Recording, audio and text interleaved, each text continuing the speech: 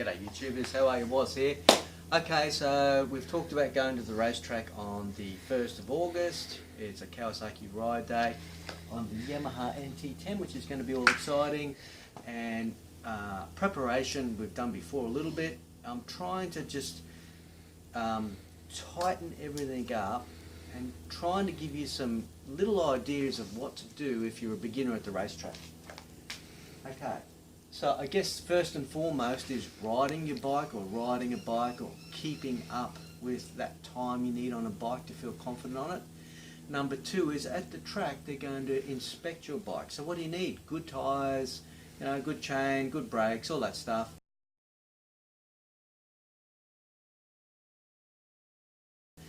Anything you'd need on any roadworthy bike.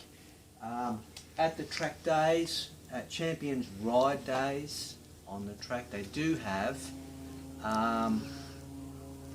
tyre replacements if you need it, any tyres you want.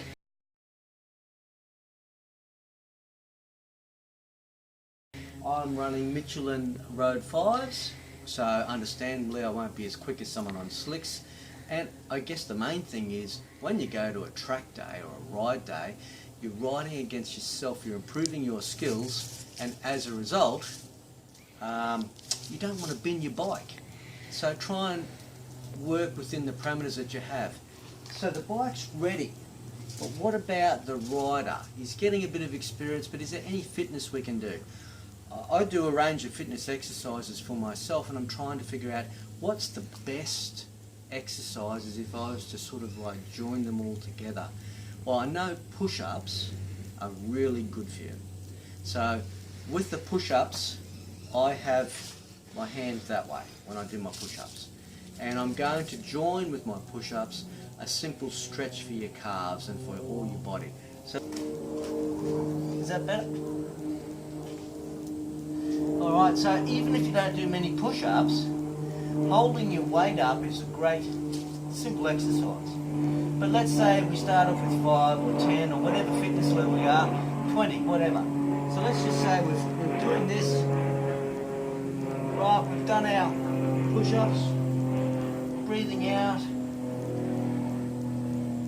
Now at the end of it, you can hold your body weight up if you want it, spread your legs out and simply walk your hands up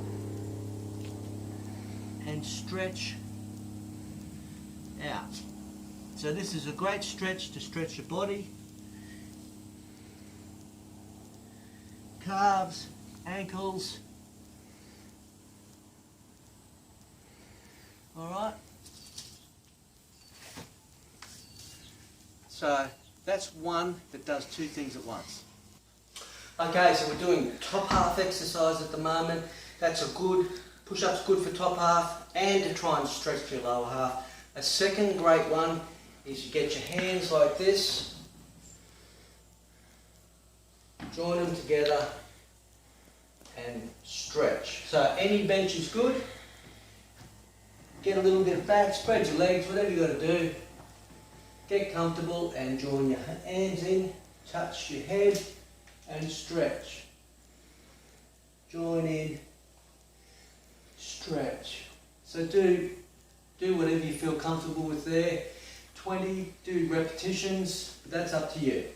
I'm just trying to get this as simple as possible. And then at the end, you can do a lovely stretch to stretch out your shoulder and all the muscles there. And then stretch like that, breathing out. Alright, so your top half now is done. What's that? 3 exercises that work. Lower half. Okay, lower half exercises. So we're just trying to compact things in one. But I do think that squats are great and lunges are really good. So to do a lunge, right, all you're doing is bringing your foot forward and you bring your hand there and you just miss the ground there, and see how I'm using my hands as shock absorbers? Right, it just helps minimize damage, especially if this is not an exercise you do all the time, right? So lunges, whoop, right, toes, alright, so do those. Great. Squats. Spread your legs apart, squats. Squats are really good. Now we're working on the bottom half of that body, because what do we do at a track? We get off the bike, right? We're getting off the bike, and it takes lower half fitness to do that. So these are simple lower half fitness exercises. Here's another good one. Spread your legs apart, you dig your toes in, right? And simply stretch. See, I'm using my hands to support the stretch. Right. Now imagine yourself going around the corner. See how these exercises work really well? And on a bike they transition really well, especially for the energy you need at the track. I'll give you one more. Fingers. Alright, so your fingers, if you're not manual labouring, right, you tend to have a bit of weakness in your hands, so a great way to strengthen them is simply thumb in there to tighten up the pad. 3 fingers there, third one halfway. It's called a spear, kung fu spear. And simply hit, reflect. Right, now don't go too hard at it at first, because you don't want to damage yourself. But it's a great way to strengthen your fingers. Okay, and I've been trying to think of a good combination or something from a kung fu that does top and bottom at the same time. I can show you Tai Chi, but it takes a little bit of time to work out. You could say you want to see a bit of that. But anyway, a great combination for hands, body, twisting, lower half, because this is all stuff you do when you're riding a bike and you're trying to get through a corner. You're leaning off like we discussed. So you can simply shut your fingers that way and then change it to that way. Other hand to that. I've shown you the lower half, right? So you've got your legs apart and you're pushing like that. Twist, twist, twist, twist. So you're twisting your body and your legs at the same time. Now the object is that you're strengthening up your fingers at the same time. You're strengthening up your arms and keeping them out. When you're on a racetrack, you're pulling your handlebars around at the same time. You're leaning off. Even though some of this is opposite, it still ties into helping you on the track. All right.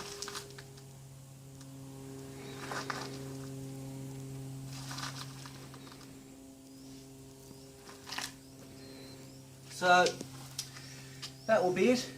Maybe you want to see some more combinations or whatever to help, but that'll do for the meantime.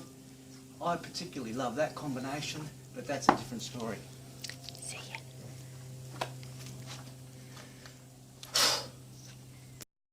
Alright, g'day YouTubers. So following on, you can hire race suits from the racetrack. You can buy them.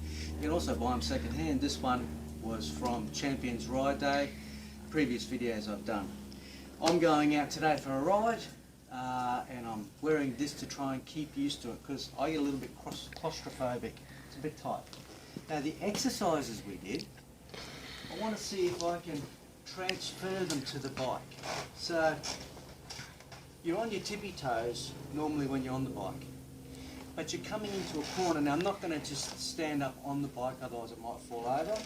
But I've got my tippy toes here. What have I got to do? I'm bending my leg out. Right? I'm looking ahead of me at the track. That's why these exercises are important. I think they're important. Anyway, I'll move this forward. Try it again there for you. So I'm coming up to the corner, I'm braking, I'm getting in the right gear, I'm getting out of my bike. And because I've been strengthening my lower half, I can stay in a corner with my throttle till I come out of it, view the exit and accelerate out of it smoothly. I come to the corner as much as I want to put my foot up there. Let's imagine my foot's as close as I can to that. I'm leaning out. See how the exercises, they stretch your calf, they stretch your ankles, your knees, up here.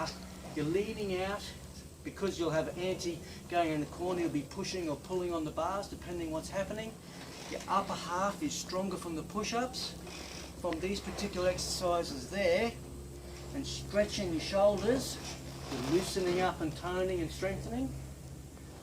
That's why I think those exercises are good, but I do really appreciate if you give me feedback. So please, tell me if you think that they might benefit you. Cheers.